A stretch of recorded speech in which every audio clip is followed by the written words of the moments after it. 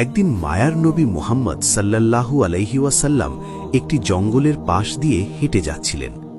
হঠাৎ নবীজি দেখতে পেলেন এক ইহুদি একটি মা হরিণকে শিকার করে শক্ত করে বেঁধে রেখেছে। দয়ার নবীকে দেখা মাত্রই হরিণটি রোনাজারি শুরু করল এবং মানুষের ভাষায় বলে উঠল, ইয়া রাসূলাল্লাহ, ইয়া হাবিব আল্লাহ, আজ সকালে আমি আমার বাচ্চাদের বাসায় রেখে খাবারের সন্ধানে বের হয়েছিলাম। হরিণটি বলল, হে আল্লাহর নবী, ওই সময় এই ইহুদি আমার সামনে আসে এবং আমাকে বন্দী করে ফেলে। সকাল থেকে আমি এখানে বন্দী। ইয়া রাসূলাল্লাহ, আমার ছোট ছোট দুধের বাচ্চা আছে, তারা আজ সারাদিন কিছুই খায়নি। আমাকে না পেয়ে তারা হয়তো অস্থির হয়ে পড়েছে, পিপাসায় তাদের বুক ফেটে যাচ্ছে।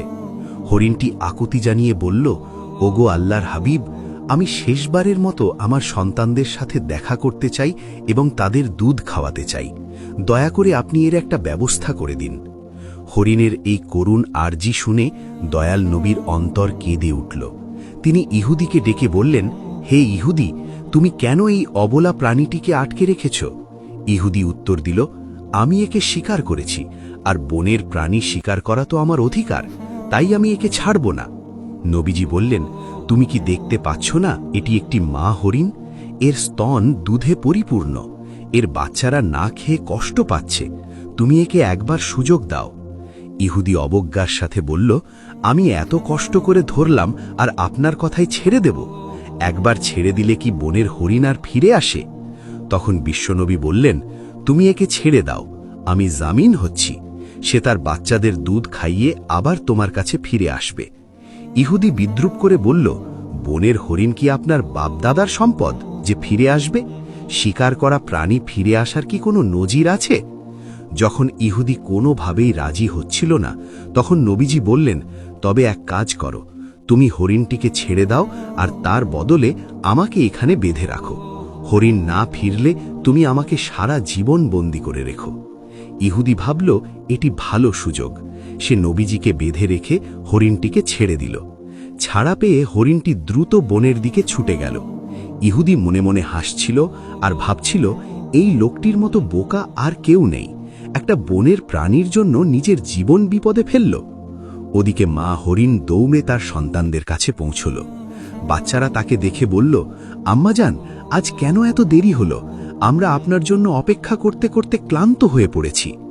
মা হরিণ চোখের পানি ছেড়ে বলল, ওরে আমার কলিজার টুকরা সন্তানরা, তোমরা তাড়াতাড়ি শেষবারের মতো আমার দুধ পান করে নাও, কারণ হয়তো তোমাদের সাথে আর কোনো দিন দেখা হবে না।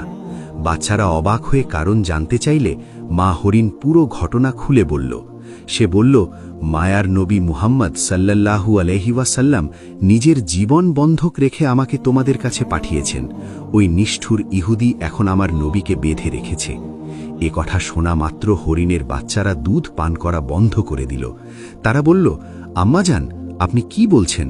মায়ার নবী বন্দী আর আমরা দুধ পান করব? এটা অসম্ভব।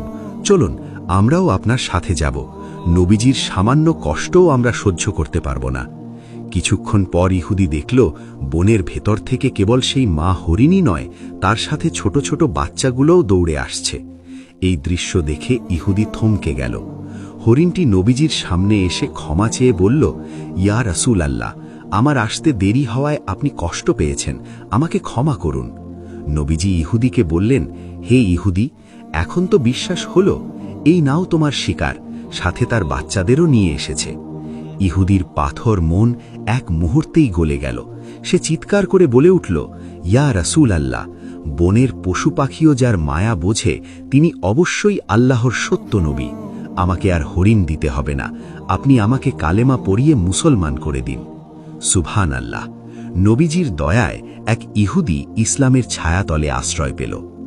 এমনই আরেক দিনের ঘটনা। নবীজি সাহাবীদের নিয়ে বসে আছেন, এমন সময় এক বেদুইন সেখানে এলো। তার হাতে ছিল একটি শিকার করা গুই সাপ।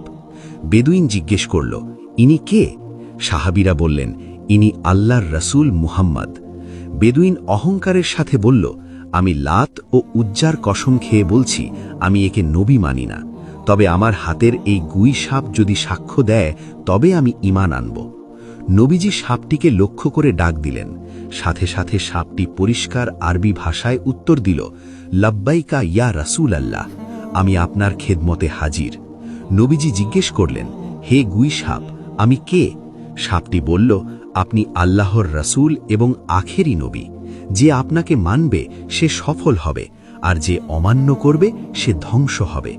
এই অলৌকিক দৃশ্য দেখে সেই বেদুইনও সাথে সাথে ইসলাম গ্রহণ করল। একবার আবু জাহেল ও কাফেররা দাবি করল, যদি আকাশের চাঁদকে 2 টুকরো করে দেখাতে পারো তবেই ঈমান আনব। নবীজি আল্লাহর কাছে দোয়া করে আঙুল দিয়ে ইশারা করলেন। তৎক্ষণাৎ পূর্ণিমার চাঁদ 2 খণ্ড হয়ে গেল, এমনকি মাঝখান দিয়ে হেরা পর্বত দেখা যাচ্ছিল। কিন্তু হতভাগা কাফেররা একে জাদু বলে এড়িয়ে গেল, অথচ আল্লাহ তাআলা কুরআনে এই ঘটনার কথা উল্লেখ করেছেন। অন্য এক সফরে নবীজির আড়াল হওয়ার প্রয়োজন হলে তিনি ওসামাকে বললেন গাছগুলোকে আদেশ করতে। নবীজির নির্দেশে 2টি বিচ্ছিন্ন গাছ শিকড় সহ হেঁটে এসে একে অপরের সাথে মিলে আড়াল তৈরি করল। কাজ শেষে তারা আবার নিজ জায়গায় ফিরে গেল। আরেক দিনের ঘটনা, যুদ্ধের এক সফরে নবীজি একা এক গাছের নিচে বিশ্রাম নিচ্ছিলেন। শত্রু গাওরাস ইবনুল হারিস তলোয়ার উঁচু করে ধরল। সে বলল, হে মোহাম্মদ, এখন তোমাকে আমার হাত থেকে কে বাঁচাবে? নবীজি অত্যন্ত শান্তভাবে বললেন, আল্লাহ। আল্লাহর নাম শোনা মাত্র শত্রুর হাত কেঁপে উঠল এবং তলোয়ার পড়ে গেল। নবীজি সেই তলোয়ার উঠিয়ে বললেন, এখন বলো তোমাকে কে বাঁচাবে? লোকটি ক্ষমা চাইল। নবীজি তাকে বিনা বাক্যে মুক্তি দিলেন। তার এই মহানুভবতা দেখে সেই শত্রুও পরে ইসলাম গ্রহণ করে নিজের গোত্রকে ইসলামের পথে নিয়ে আসে। সুবহানাল্লাহ। প্রিয় দর্শক, ইনিই ছিলেন আমাদের দয়ার নবী মুহাম্মদ সাল্লাল্লাহু আলাইহি ওয়াসাল্লাম। পশু পাখি, গাছপালা, এমনকি জড় বস্তুও তার নবুয়তের সাক্ষ্য দিত। আল্লাহ আমাদের সবাইকে নবীজির আদর্শে জীবন গড়ার তৌফিক দান করুন।